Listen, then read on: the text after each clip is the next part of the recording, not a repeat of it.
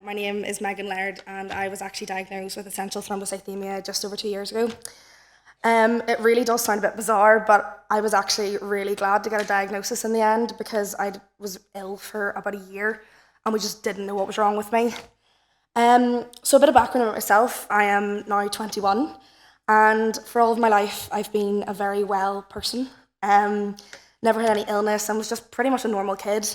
In summer 2016, I got my A-level results and I gained a place in Loughborough University to study airline management. It was my absolute dream degree and I was thrilled. And I'd been flying small light aircraft since I was 14. I still don't know how my parents let me do that.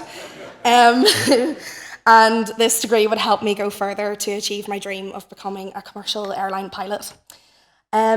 In my first year of university, however, I started to become quite unwell. I was getting multiple episodes of tonsillitis and viral infections and had no energy. But the worst thing that happened was that I had this constant head pain 24 hours a day and it would wake me up from my sleep. And I started to rely very heavily on painkillers, sometimes up to 5, 6 times a day. And GPs told me that I was just a stress student. I kept a lot of this from my parents. I didn't honestly realise how bad it was, to be honest. And my parents realised how bad it was when I came home from my first year of university. They saw how much I'd changed, really. I'd lost a considerable amount of weight. My hair had gotten very thin, and they saw, obviously, me taking painkillers 5 times a day. I received my university results that summer as well, and I had failed 3 exams. And of course, some of that was down to partying, I'm not going to lie to you. But also, on the other hand, I didn't make many of those lectures because my head pain was just horrendous, to say the least. Um, my mum then took me straight to our family GP back home and they did a full blood test screening and found that my platelets were abnormally high at 680,000. And I was referred to haematology for the abnormal platelet count and to neurology for the head pain that I'd been experiencing for over 6 months. I saw a haematologist who did an ultrasound of my spleen, but it was negative. And he then did the JAK2 mutation test and found that it was positive, and then he repeated it and it was positive again. He explained that my body wouldn't stop making platelets and that I have too many because of this mutation. And I was disheartened to know that there was no cure at that time. But I wasn't really any the wiser as to why this was happening or how this all linked to my head pain and that kind of thing. So I waited for my neurology appointment. And whilst having multiple tests and scans done, I had to revise for my university resits that summer. And I'm very proud to say that even whilst going through all of this, I managed to pass all 3 exams with a first and 2-2-1s and got back into university for my second year. But obviously, to this day, I have still no idea how I did that. Absolutely no idea. I was still taking painkillers 4 times a day and brought them into the exams with me. But it's times like these that you can really surprise yourself. My neurologist appointment was booked in for the end of September, and it was 2 days before I was returning back to university for my second year. And after a summer of resits and, to be honest, no real answers, I was ready to go back and started to think that maybe this was all in my imagination. I went to my appointment with my mum and my dad, and my neurologist asked me many questions about the pain and did physical examinations and asked if anything like this ever happened. I explained I used to have migraines, but nothing at all like this. And he did all the usual tests, shined lights into my eyes, did opticians kind of tests. And he finished the physical exam and he said, pretty much the news that I was dreading was that I just seemed like a normal 19-year-old. And it was more confirmation that I'd potentially imagined this. I thought I was going nuts, to be honest with you. I then said to him, look, I can't go on taking painkillers like this. You know, we need to do something. I'm going back to university here. Like, I need some solution. And he told me that I do seem perfectly normal, but he doesn't think anything's going to show up, but to kind of keep me quiet, he would send me for an MRI and an MRV on my brain, and that he would do it that night. And I was just quite glad that something was finally being done. So I had the scans, and I remember it so vividly to this day that I was lying there, and you can see into the booth, and I saw the 2 radiographers point to something on the screen and converse and look really concerned. And I told my mum and my sister this after I came out, and they went, no, it's fine, it's fine. You probably have imagined this. And I went, no, and I'm pretty sure they saw something. But nevertheless, they told me, the radiologist told me that my consultant would write to me within 2 weeks with the results. And by that time, I'd be back at university loving life again. So I went home, and that was that. The following day was the day before I was leaving for uni, and my bags were packed all at the bottom of the stairs, and I was really eager to get back and move into my student house. I was in the house with my brother and my sister, and my parents both came in from work really early, which never happens. Mum had been visibly crying, and Dad was very, very serious, which if you know my dad, he is not a serious man. I automatically assumed, to be quite honest, that someone had died close to us. No one's died close to me, and I thought that must be the reaction that happens. Completely forgetting that I had a scan the previous day, but anyways. They ushered us onto the same sofa, and they just told us to listen. And Dad said that he had received a call from Dr. Craig, my neurologist, and obviously we just knew the results must be bad. To be honest, I diagnosed myself with a brain tumour myself from Google, and I thought, that's what's happening here.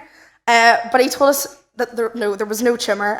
The scans had showed that I had blood clots all over my brain, and it was a miracle I hadn't had a seizure or a stroke, considering the severity. I was in shock, as anyone would be if they got told they have blood clots. And I just couldn't believe it. Everyone was crying, obviously. And I'd been asked to come straight into the Royal Hospital in Belfast the next morning to be admitted indefinitely. And I certainly was not flying back to university. So I was in urology for 2 weeks, and they started me on warfarin and Clexane injections. These would stop the clots from increasing in size. And I was on very strong pain medication, obviously, and acetazolamide to reduce the pressure on my brain. So whilst they treated the clots, I kept asking, but why? Why has this happened? And I was told that haematology would take over and to just let neurology do their thing for the meantime. So Professor McMullen gave me these answers. She confirmed the news and told me that I had ET, a recognised blood cancer. However, it doesn't act in the same way as most cancers. She told me the whole incurable but treatable. I still heard the whole incurable side of it, which obviously I just couldn't believe how this happened, and like, how could it happen to me? You know, I'm a normal kid. So being diagnosed this 2 years ago really did change me as a person, as you can imagine. It took me months, my parents might say longer than that, and a couple of action cancer counselling sessions to really try and come to terms with everything. I was in denial for a very long time. By far the worst thing that's come out of this is that I am no longer allowed to be a pilot. This means I've had to completely change my career, and it has been very difficult. Especially being on a degree course with other people who are becoming pilots. It's been very hard to accept that whilst I'm on the medication, all medications that I'm on, they deem me unfit to fly an aircraft safely. So I do worry that I won't find a job that fulfills me as much as flying a plane solo, because it was class. I'm not going to lie to you.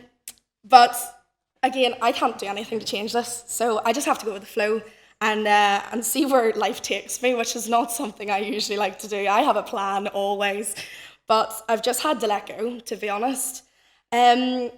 So another negative that just happened is that I can't do trampolining anymore. Quite a random sport. I have done trampolining since I was 10, and I won the Northern Ireland Championships 3 years in a row. So I was all right at it, like, I wasn't bad. But because I'm now obviously on blood thinners, you're not allowed to bounce around on blood thinners, to be honest. So it's too dangerous, so it was another blow to my extreme hobbies. And at the beginning, it really did feel like life had fallen apart. I wasn't going back to uni, I'd just been diagnosed with cancer, I couldn't do trampolining, couldn't be a pilot, and my ski trip was cancelled. I was really angry, I'm not going to lie to you. I mean, I'm quite happy today, but I was really angry at the beginning. And I just had moments of, I'm only 19, I shouldn't have to deal with things like this. I felt very lost, and I didn't know where my life was heading, or if I would finish my degree, or really what the future held anymore. And at times, I just thought, well, I can't change this though, so I'm just going to have to put one foot in front of the other and just get on with my days the only way I know how. So I wasn't going to let this disease define my life. So I missed the first semester of university and I returned in the February, so last February, for the second semester, determined as ever to succeed in my course, even if my path after university was somewhat unclear. And everyone asked me where I'd been. And I kept thinking, like, this is now becoming a part of my life, is having to answer this question. And even amongst my parents' friends, I was known as the daughter who was a pilot. And to lose that identity and then be the daughter who has cancer was really, really hard to come to terms with. I kept meeting people in Tesco's, like old teachers and things, and they're all, that heard I'd been a pilot and everything. And it was hard when they asked me, so how's that all going? And you don't really want to say it in the middle of Tesco's, do you? But I would just say, oh, it's just on hold for the moment. I just kept coming up with random excuses. And I'd gone from having everything going for me and, my private pilot's license nearly under my belt to an uncertain job future and, to me, a lifetime of hospital visits and blood tests. But I really found that social media helped with this. I kind of just wanted to let everyone know, why I hadn't been there, because I didn't want to keep having to answer this question. So I ended up putting a post on Facebook, which my sister really did not appreciate. But I put a post up on Facebook and it really did help me, just to let everyone know and say, look, this is why I haven't been at uni. You'll be seeing a lot more of me now because I'm coming back.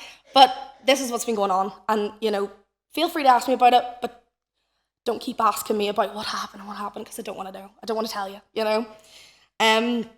So I then went back to university for the second semester, and I was really enjoying being back. I'm doing really well health-wise and also academic-wise. And bloods were stable for 4 months, but last June then my INR dropped again, and I had a relapse, and I had more clots in my brain, and I was hospitalised again, and the recovery seemed a lot harder, but we realised that the reason this happened again was because I was using the INR finger prick monitor machines, which work in 99.9% of patients, but I'm that 0.01. So unfortunately they were reading me normal, but that my blood INR was normal, but unfortunately it was always too low. So I now always have to have venous samples. So now obviously, as you can imagine, I live my life slightly differently. I still wake up and go to sleep every day with pain in my head. I'm told this will never fully stop, as the clots will never fully dissolve, as they were there for so long before being detected. As being spoken, chronic fatigue and nausea, I find, are things that I just now have to deal with, and it's difficult. Sometimes you feel like you can't get out of bed, or you have to take a nap or a rest after doing the most simple of things, like having a shower. The worst symptom I've found, though, however, it's probably more because of the clots that I've had, is memory loss and poor concentration. I forget a lot, can't remember a lot of words. That's why I have a lot written down here.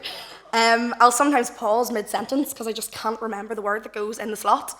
But we get on with things. It's part of life. A lot of people in my life now know that this is the case, and they help me out. We do a bit of a guessing game. They let you know what's the word that fits. Obviously, I do forget a lot of names, which is quite difficult when you meet people and they know you and you don't know them. I'm kind of getting that at 19. Most people get it in their 70s, their 80s. No, I got it at 19. And I do find it hard to retain some basic information, so it can be a bit difficult in uni. I do get extra time though on exams, which is lovely, to account for this. And my friends and family, obviously, like I said, have just been really understanding throughout all of this. We do treat it with humour, as if you don't laugh, you'll cry in these situations. So I did, as I said, with my family, I've really hated getting sick. Me getting sick has affected everybody. I really wish it had just affected me, but obviously that's not going to happen. Last summer, we actually had to cancel our family holiday. Well, we didn't have to. They voluntarily did it. I told them to go, to be honest. I probably would have quite liked a week by myself. But they're brilliant, and they cancelled it, and we all stayed home, which, thank goodness, the weather was good. I don't really tell my family how thankful I am for them being there. I couldn't have asked for a better and more supportive family. They've done so many things. They've bought me a hairpiece because my hair was so thin at one point, and they altered their lives to get me to all my appointments. I also forget, I think, that my brother and sister have had to live through all of this with me, and I think it's actually made us a lot closer, especially with me being the middle child.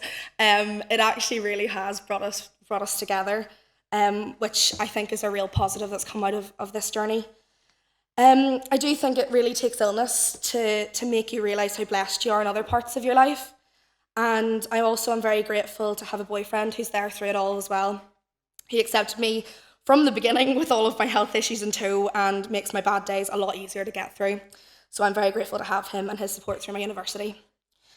So being diagnosed with this, I've actually become aware of being thankful for simple things in life, like going for a walk with your dog, because at stages in my recovery, that just wasn't possible. I hope that by me sharing my story, it makes people more thankful for their health and raise awareness that there's always someone worse off than themselves. In this sense, I'm very lucky, which does sound weird to say, but my diagnosis could have been so much worse. And I'm very, very aware of that. And I dread to think of what had happened had I got on that plane to go back to university. I'm very lucky that my life hasn't been massively altered by this, and I've just adopted the attitude that you just get on with these things without complaining, because at the end of the day, this was completely random. It didn't happen for a reason, and it's altered my life, but I can still carve out a brilliant life for myself, and more than ever, I'm just not letting this stop me. So, obviously, as I said, I was diagnosed as very, very young. I shocked my consultants, and I shocked myself, obviously. And I continue to be a medical mystery most months with very low INRs and then very high INRs. And it can be really hard to deal with yet more bad news about your health when you're doing everything right. And I've had to alter my life to accommodate how I live with ET. And I leave extra time to rest when going to meet friends or lectures, because I know that I'll be quite out of breath and I need to plan these journeys a bit more. But I do my best to keep active through Irish dancing in university, and I go to the gym now. That's only started in the last month, but I'll throw it in. And I keep a routine where I get up at the same time every day, which I think really does help me with my fatigue. And obviously the definition of active can change each day. Sometimes it can be, an achievement just to get out of bed and get, washed and dressed. Sometimes it's making it to a gym class and not collapsing on the floor when you leave. It really does change, and obviously you need to lead your life as best as you can without letting this completely take over. So I inject myself with pegylated interferon. I was put on that when I came over to England. Initially I was put on interferon alpha, which was an injection I think every 2 days. I can't really remember very well, as you can probably remember. But yeah, no, I'm on pegylated interferon, so it's an injection once every 4 weeks, which I find very manageable. And people always tell me, that's mad, you inject yourself. But you would really be amazed what you can do when you have to do it. I also take 13 tablets a day and have a weekly blood test every Wednesday morning at 8 a.m, which is very early for a university student. But again, it all comes very normal. That's my life, and it's so normal to me now. But to others that looking in, I think they probably think, God, she's mad. And I obviously do fear that it could develop into acute myeloid leukemia, but I refuse to let it define the way that I view my life and my future, because at the end of the day, I'm going to have a great life, and I know I will. ET has opened my eyes to the world of hidden disabilities and illnesses. Not something I was ever aware of really before. And the struggles also of travelling with one through airports and different countries, but it certainly doesn't make it impossible to travel, which is something I've found in the last couple of years. I've flown many times since having clots and ET. I have to wear the lovely stockings. And I've actually, this summer I went to Disney in Florida. I really enjoyed it, and we did have to take extra measures though to ensure that I could be safe health-wise. We had to pay for a blood test in Florida, which was very expensive, and I had to get a wheelchair in Disney, as I knew that I just couldn't walk around parks for 5 days and then still enjoy the rest of the holiday. But obviously it's just making sure you put these provisions in place to ensure that you'll be able to manage this. Like I said, with my, I haven't said this yet. With my degree, obviously, of airline management, I actually could see myself being involved in the mobility assistance departments of airlines, as I feel that my experiences both as a professional, and I'm not really a professional yet, but I will be, and as a passenger could really make a big difference to people's lives. And I find that you need to just surround yourself with good people, and obviously none of my family treat me as sick, if that makes sense. I still have to clear the dishwasher. I do all of that still, unfortunately.